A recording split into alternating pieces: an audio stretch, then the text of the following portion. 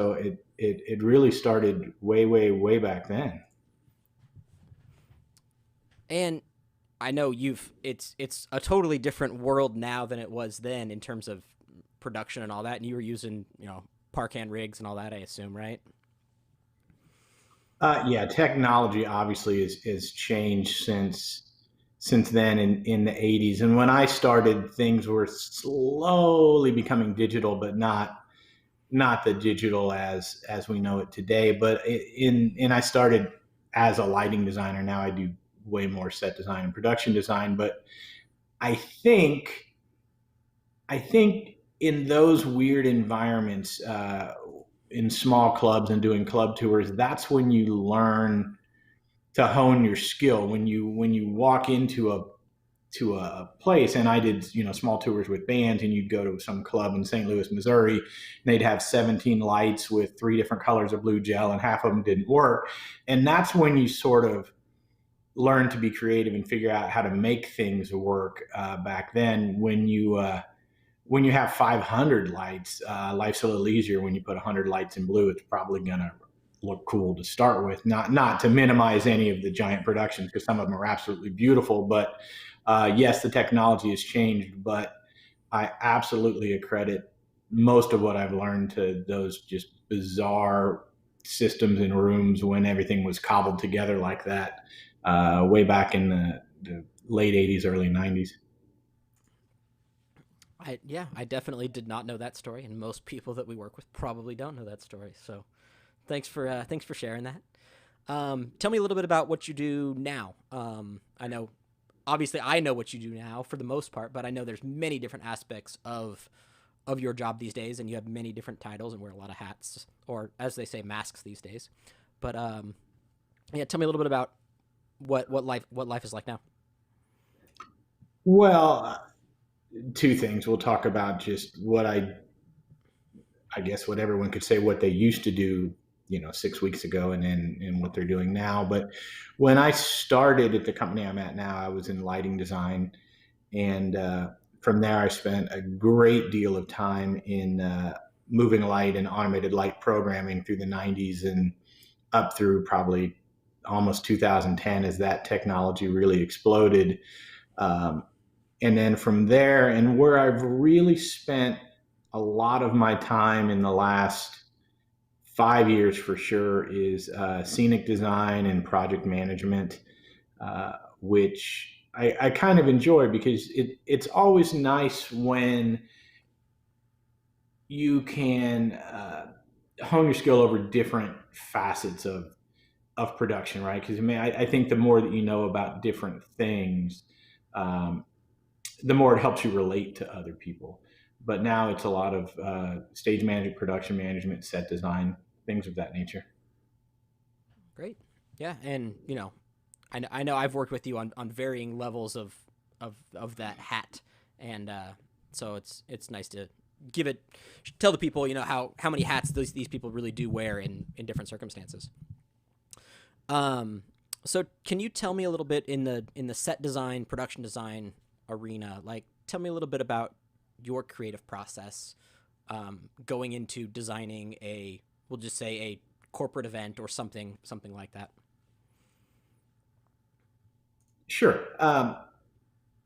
For me personally, and there's probably a lot of people that follow a similar avenue, and it has to be said that it's never just me. Uh, I work with a team of super qualified, crazy creative people as well, and I like to to work with someone else, and it refines things. But obviously, you have to understand what the client wants, and that's because every client has a different type of thing. And I don't want to say, hey, what have they done for the last 4 years? We're going to do more of the same, because I think some of my scenic, I like to build a set. I don't want to just throw up a video screen and some black drape and put lights on it. That's not a set to me. And I think because I did rock and roll for so many years, I think I like that bigger sort of look with stage fascia and set, and to really fill up the space. But the challenge is when you're doing there's obviously the multiple things when you're doing a corporate sales meeting versus a product launch, or well, specifically versus a product launch. In a corporate sales meeting, if it's a room for several thousand people, no matter how cool whatever everything else is, you got to put a giant video screen in, because at some point there's going to be a demo or a PowerPoint presentation or a chart or a graph. And so the trick is, how can you build a really cool set but have enough video screens in enough places that, yeah, it walks in and the people walk in the room, it's pretty and beautiful, but at the end of the day, you still have to figure out how the hell you're going to deliver the message. And it's always going to come down to, what can I do new or different? Can I do a curved screen? Can I do a strangely shaped screen? Which is why in probably 75% of the things that I designed, specifically in the last few years, has been a custom aspect ratio screen, probably curved, maybe even curved backwards, to try to, if there is such a thing as mixing a Vegas show and a Broadway show and a rock concert in with a presentation, that's what you like to do. Where in the exact opposite is in a product launch or a car launch or something like that, you're lighting a thing on stage in most cases. And so the screens don't become quite as important. So you can do a much more elaborate set, especially if you're gearing something towards a satellite or an internet audience, where they're going to be watching on a phone, as opposed to being concerned with 5,000 people in the room that need to see a message on a screen. So they're two very different animals. Right. And all the room lighting that you do and all that kind of stuff doesn't apply as much in a product launch, because you're not trying to make that environment in the actual space itself. No, and half the time you're not going to see it, because if in fact it's meant to, I mean, sure, there's a live audience. There's always an audience of some percentage in the room, but other than a really wide shot on a jib for a couple seconds where you see the whole room, it's more about the thing, right? And so you're not as concerned with, a room for a product launch could be a 100-foot by 100-foot room, or 150-foot by 150-foot room, instead of a general session room, is 300 by 300 minimum. You could do a product launch in the backstage space that we have at half of the general sessions, really. Right. Which and I'm sorry, I didn't mean to interrupt you, but it's also, I'm in no way minimizing a product launch. A product launch is super cool. It's just it just has different needs and requirements. And I know you and I have done some more rock and roll type things too. How is the design different for a music festival or a rock and roll concert versus a corporate event from the initial production design phase? Well, I think it's kind of, in some ways it's the other way around. In rock and roll, I think, or a music festival, the approach is a little similar, because whether you're lighting a rock star on stage or lighting a car, it's a similar kind of a thing, right? But what's happened now, with like the EDM festivals and things like that, is the demand for video lighting and technology is really more than ever before, because in so many cases there's one person on stage, and that one person or two people most of the time are hidden behind a video wall and a DJ booth. And so you have to create this giant immersive environment. So you can do things there for sure that you can't do in the corporate environment. Between layering lighting and video, you can start 3 feet off the ground and go much higher. But it's some of the things that we do in the concert world would certainly be way too distracting to do in the corporate world.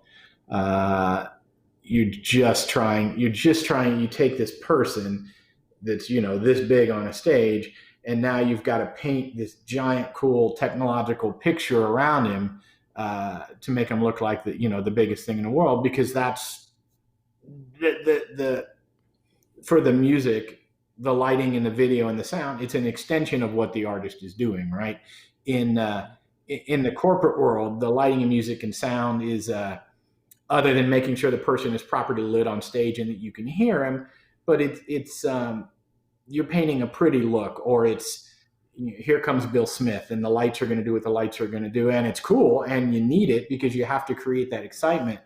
But that excitement fades, and a person on stage will deliver a message for 30 minutes versus the music festival, where the lights in the video, it's the immersive environment. It has to be nonstop because that's the whole point. So you certainly use the product to its fullest.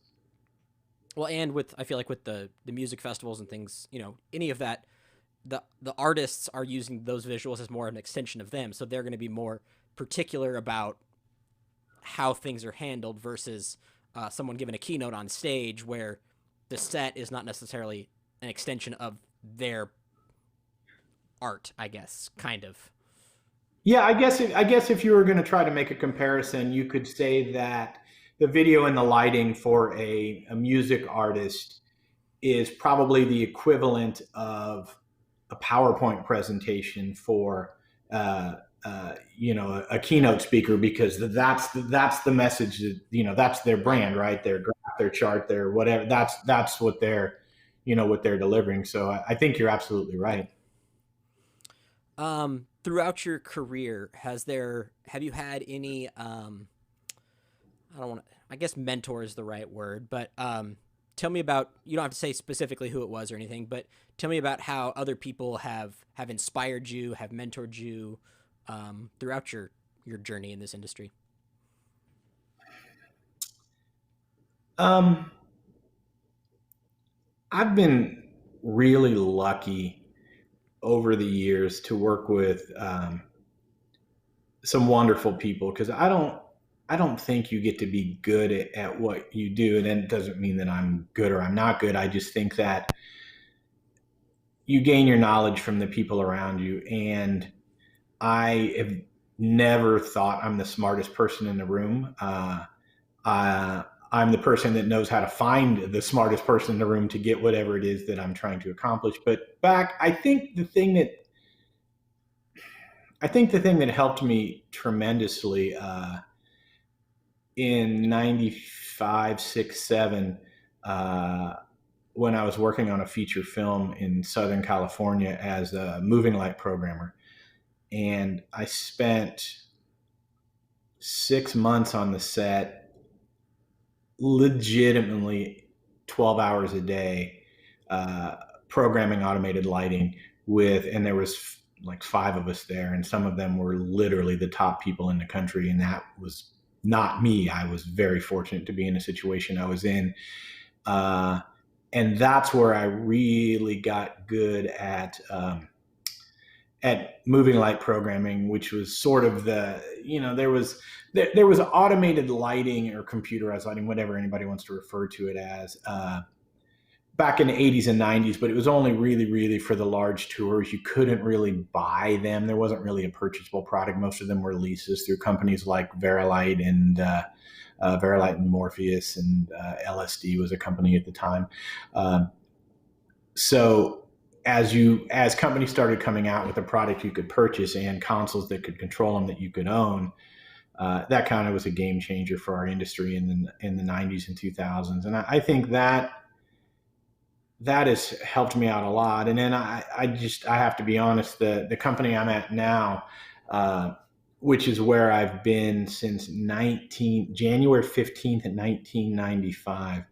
Um, Wonderful, wonderful people that own the company, and they've given me a lot of freedom to grow, um, and learn different parts. So, I, is there one specific person? No, I think I've just been lucky to be right place, right time, And of course, I made mistakes and didn't realize at certain points that I was in the right place at the right time. And I'm sure I've also lost some good opportunities. But that's sort of, I guess, how my growth has been, if that makes any sense. Well, yeah, and I think a lot of us is kind of a similar story in the industry. It's like we weren't really seeking out this path. I know I started out as, a stagehand and met some people, and then they met people, and then you just kind of network from there, and it just you can't really plan that journey. It just kind of happens.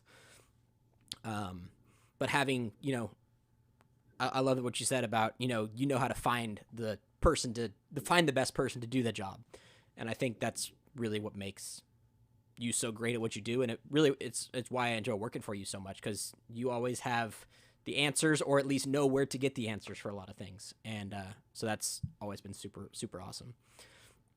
Um, can you give any insight into someone, you know, 18, 19, out of high school, who wants to be in the industry? Maybe they don't know what they want to do specifically in the industry. Um, how would you kind of guide them in their journey? Well, it's for sure it's a different world now, right? In I don't want to. It's because I'm old, Tyler. It's because I turned 50 this year. But it used to be when you were doing music tours and things like that, which is what most people, at least back in the day, God, I hate the words back in the day, were attracted to. Right, was the thought that they were going to go on a big tour and ride in a tour bus, and you know, hey, if you ever think you really want to ride in a tour bus, just go buy a damn bunk bed and sleep in it for a month and see if you like it, and then maybe you can make the transition. But the it used to be where you would come in, you would work in the shop, you would spend a year working in a shop, learning the product, learning the stuff, and then maybe they would take you out as a third electrician on a tour and something like that. But now the technology, it's so crazy different. So a young person that thinks they like this industry, and you can go to theater schools and Full Sail and whatever, and I'm not good, bad, indifferent. It doesn't make any difference. The best way to learn anything is to go out on a job site and do it. But you have all these young kids now, and they're so bright. They could be a lighting programmer, because a lot of them, they're just so computer literate, right? And so they could be doing moving light programming. They could be doing video production. They could be doing so many different things. And so you've got to come into a shop that has some different facets. And we've had people come in even through our offices that might have started as lighting and found that they were okay at that, but what they were really good at was video. And so if you can get into a company that has a lot of different departments and figure out what you like, but it's also important to know, because it is so technical, you have to spend the time to do it. You have to come in after hours, or hey, can I take this home, or what book can I read? Because and I'm not talking about lighting design. You can read, the lighting design books haven't changed, and the products in the books have changed, but theories of light doesn't change, right? Um, but computers are constantly changing. So I guess you gotta get in there and you gotta try it and see if you like it, and beyond even liking the craft, whether it's sound, lighting, video, whatever. As you know, most of those jobs are going to require you to be gone a lot, um, which is maybe cool if you're in your 20s or 30s. Maybe a person that's older doesn't want to be gone that much, or maybe they can't be gone that much, or maybe they have family obligations and they can't do it. I mean, it used to be you could go out, do a world tour for whatever, 18 months, put all your per diem in the bank and grab your tour bonus, come home, buy a house almost, right? If you could actually not spend your money on the road. uh, it's just a little different now, right? If Well, that and I makes think, any sense.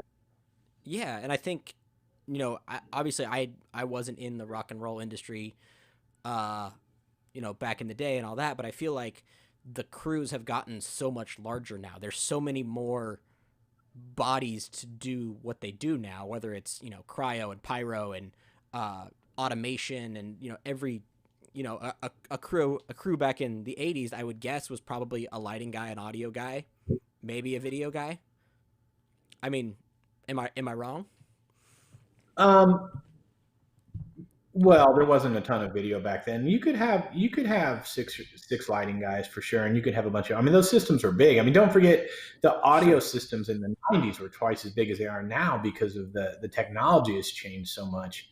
Um, but I mean, now it's 50 trucks. You know, it could be 30, 40, 50 trucks of production. Back then, the average tour was probably you know 8 or 10 trucks or something. I mean, it depends, right? There's always exceptions, right? Sure. There's, Michael Jackson tour was crazy big, right? So there's always going to be an exception, but that was what attracted most people back then because there wasn't corporate stuff like there was back then. And when we used to do an IBM business meeting, you would wear a suit.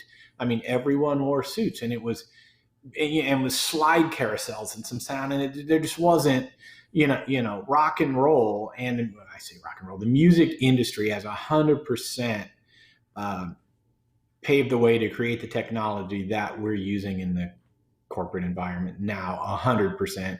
And it just, a business meeting in even in the '90s was different than it is now, right? It just was. Sure. Sure.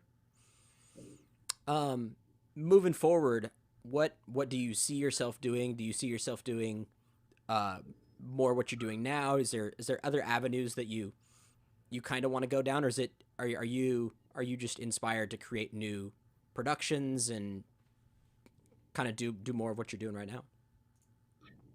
Um, there's something rewarding about um, doing, project management, scenic design, things like uh, things like that, and sort of taking a project from the beginning to the end. It's really been an interesting transformation for me, and I will absolutely answer the question more specifically. But when I used to be hired to program lights for someone, or we bring in lights, or bring in something, bring in 500 lights and do a giant corporate thing, but I was the lighting guy, or whether I was the board op or whatever. You don't, at least the groups that I was working with, they don't empower you to take a lot of ownership of it, right? You're like, oh, here's lights, and if there was an audio problem or a video problem, it's like, oh, it's a bad day to be in video, whatever. And you never really, it didn't always feel like a team. And that's kind of why the way I've tried to approach stuff, and I'm not always successful, by the way, but the way I've tried to do it is to put a group. There's two things. You have to have a great group of people that you trust and that trust each other. And by the way, they don't have to be the best in the world. If and sometimes it's bad. If you understand the capabilities of everyone around you, you can usually get it done. But in like the stuff that we've done over the last few years, Tyler, I think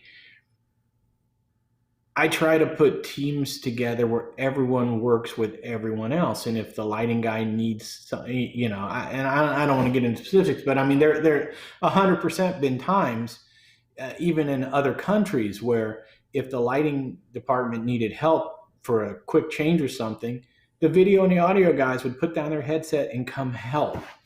And that doesn't happen in the freelance real world very often because it's just not the culture. And so I like trying to put a team together to do stuff. And if I'm honest, at 50 years old, uh, I'm grateful that I'm not, loading and unloading trucks necessarily every day. And I do it, and and I will absolutely go hang 500 lights if that's what I'm doing that day. But so I like the stuff that challenges me because of the creative process, and actually, as you say that. So yeah, I think I'd like to continue down more of the same road, maybe even some video design and project management in that respect. But I also, as we're talking about this creative process, I realized that I didn't give you a complete answer earlier too when we were talking about the approach, to scenic design, which is I tend to be a little bit crazy. My first renderings and visions for some particular shows, they're completely insane, and you could never do it, and you would never do it. But I like to start out with, hey, here's my ridiculous thing that I'm thinking, and I'll scribble it out, and then I will, share it with another, creative guy that I'm working with, or a renderer, and we'll be like, yeah, we can't really do that, but we'll do this. And so it's nice to kind of go, hey, here's the crazy, and then somehow the crazy gets toned down to uh, hey, there's going to be a 30-foot turntable with a logo that we're going to projection map, and it's going to spin around, and it'll be a fireside chat or something like that. And they start out a lot weirder than that, and then they come into something that can be pretty cool. So, sorry to go off track, but it occurred to me I hadn't fully answered that question. No, that's great. That's great. And I going back to the culture thing, I think that's something I've always really appreciated about working with you too, is fostering that culture. And yeah, you're not going to get that environment every time, but that doesn't mean we can't keep striving for it and working towards that.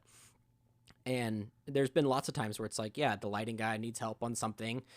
I'm not doing anything at the moment, so I'll jump in a lift and go help whatever. And I'm always for it, but I understand that that's not everyone's cup of tea. So I really appreciate that you're trying to create that culture, and I think more often than not, you've been successful in creating that culture with us. So thank you for that. Yeah, it's Um, all you can try, right? That's all you can yeah, do is try. yeah. So I know you've written a couple books, or at least one book. We don't have to say I the title of it.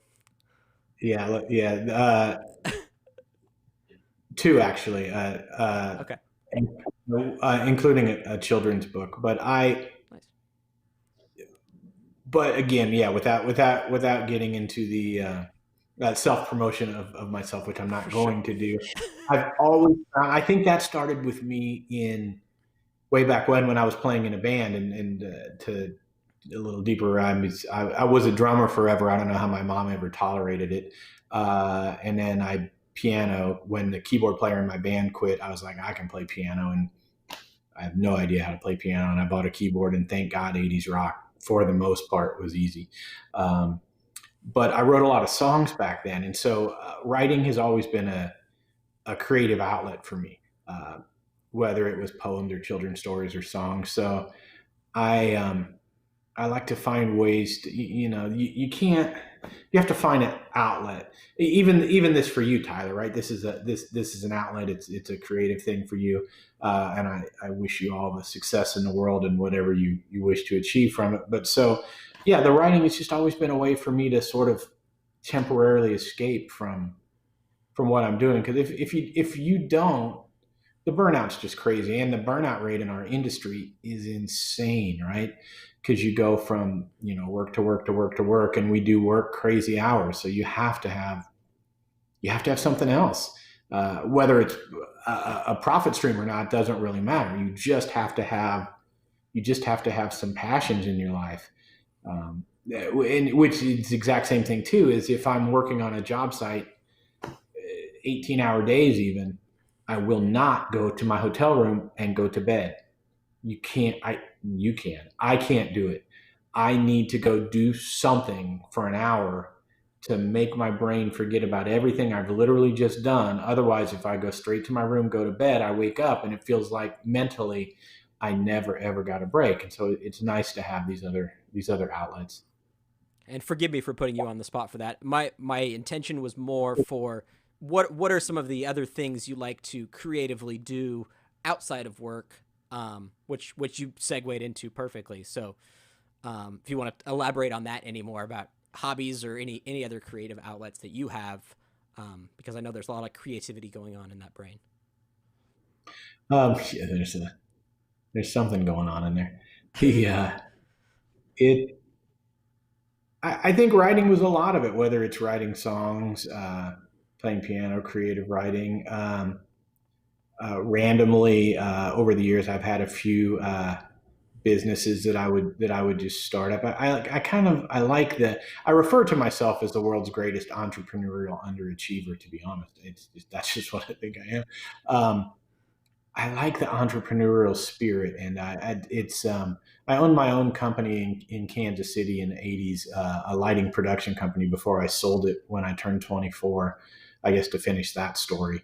Uh, and moved out here. So I've always sort of, which also I think has helped me when you've run a business, and mine was relatively small, but I had multiple employees. And I think when you do that and when you understand those avenues, I think it maybe makes you a more valuable employee because you can relate to the other things, right? I got in the lighting industry because I loved lighting, not because I wanted to do payroll and taxes and buy trucks and stuff like that. So, um, and I guess my likes and dislikes have changed. Of course, they have, right? Um, but definitely anything creative, 100% anything in the creative zone. And it seems like there's a lot of different avenues of that creativeness because I know you and I've worked on projects and it's like, hey, I need to pick a font for this. I'm gonna go ask Pete because I really appreciate your vision and you always help me get to my end goal when I'm doing some sort of artistic product or something. And so thank you for that. Well, no, I mean, thank you for saying that. It's and it's interesting because obviously with the stay at home stuff that's going on now and the cancellation, uh, everyone is looking for avenues in which they can grow their revenue stream because so many things have just literally stopped. And so I've been doing a lot of video production and editing, um, which is which is interesting because uh, I think creatively I know what I want, right? Um, and I know what something should look like. Uh, am I the world's greatest video editor? No, I kind of referred to myself that I kind of one finger type my way through through video editing, and it's frustrating because I know what I want and I have to figure out how the hell to get what I want because I have high expectations. But um, yeah, it's definitely a little different right now. Well, and that's I think going back to what I was just talking about. That's where I think you and I are very good because I don't always know what I want, but I can usually technically achieve it. So if I go to you, you and Well, I can kind of work together to formulate that design and but well, right, and see, but that's exactly what it is, right? And that's why I like to pick people around me that know how to get there. And I like to think I'm good at my job. You are very good at your job. Are we the best? Probably not. But that's to my point from earlier. It doesn't matter if you have two people that work well together. You're gonna get to where you need to get to probably quicker and probably with a better end result. You just have to, and the more you work with someone, excuse me, the more you understand each other, right? It's just like Mhm. when I was programming lighting for a lighting designer. If they worked in the same fashion I did, or if we thought the same thing was pretty, or if we had a similar style, it was super easy to work for them. And there were some people, if I was programming for them and I didn't think they were a particularly good lighting designer, if they told me exactly what they wanted, sure, light blue in this corner, go, but whatever, but I can't help them get there because I don't understand what they're trying to do. And in fairness, there have been times where I've 100% not understood what someone was trying to do and thought they were literally out of their mind. And it'll turn out being the most beautiful thing I've ever seen in my life. But that's my point. If you don't understand how to necessarily work with someone, because every person cannot work with every person, because Right. technical aside, it's a personality thing, right? That much close together, and that's why going back to the same thing, the team. That's why I appreciate working with you. I think you get to I think you get to where you're going. Well, and I think we can kind of we understand each other. We know where we're trying to go, and we can kind of predict what needs to happen next without holding, without giving me baby steps along the way or things like that. Um, I can kind of Sure. anticipate what we need to do next and what needs to happen. Right. Which And is awesome. and I think having that team that works well together, you get exponential growth versus having, if everyone was the greatest ever, you get a team of them exponentially. I think a team that works well together is going to be better. I think so. I mean, um, there's exceptions to every rule, right? But I Sure, think, sure, sure. and it's a more pleasant environment, right? Absolutely. It's and that's just the thing is, and you're also dealing, and when you're dealing with clients in that level in these giant, multi-million-dollar things, they have crazy high expectations, right? And they spend 6 months, 8 months, a year planning this event, right? And it consumes them, and they step on the job site, and them and their team, they don't sleep for 5 days straight or 7 days straight because this is their thing. And we, as a team, as a person, as our craft, want to deliver the best that we possibly can, right? That's what we do. But you know what? Loadout is Friday, and on Tuesday, we're doing a whole nother one of these for someone else versus, they don't have another one for 3 or 4. It's just different, right? And so their expectations are super high. And if the crew all gets along and works together, you can get there faster, hopefully quicker too, right? Because that's the thing. If you understand your team and your team understands you, and you can shave an hour and a half off of a 15-hour day, not only budgetarily with overtime and everything else, but that's huge, Yeah. to try to make it more human, right? Not just get there. And we've all been to job sites where we've gone 24 and 30 hours straight, and it still happens, and it's going to continue to happen. But man, if you can mitigate that, it's just a much happier environment. Well, and having that team culture around, you're spending, weeks on the road with people sometimes, and you need to have a good team that works well together and gets along outside of work too, because you're not living with them, but you're kind of, working with them 24/7 almost sometimes.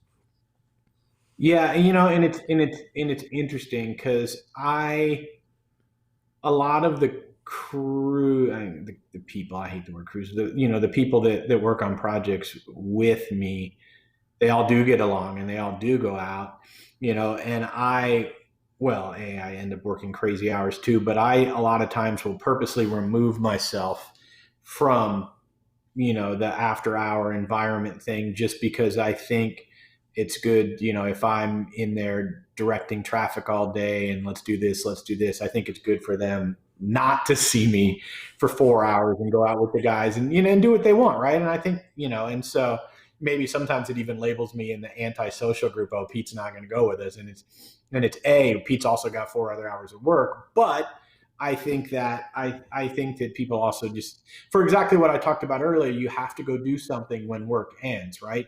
Hmm. And if I end up with the gang, at some point something related to work is going to come up, and that's the last thing I wish to happen when you get your rare 2 hours of dinner before bed. I don't want, Right. I just don't, you know. Well, Pete, I think that's all the time we have for today. But I really appreciate you jumping on, and it's nice to talk to you. It's been a while since I've actually seen you in person, so it's definitely nice to I, stay I, did, I social. did And I did my hair too. Does it look okay? I can tell it looks wonderful. Good. I had So nothing much but so the much best better for than you. last time. Thank you. Thank you for that. Hey, and thanks for having me. It's really nice to see you, and I wish you nothing but success as well. So thank you, Tyler.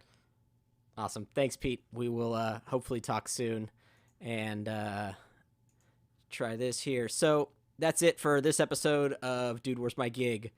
Please stay tuned. I'm trying to release these every Friday. We'll see how well I do, but that's the goal. So thanks for tuning in, and hopefully see you next week.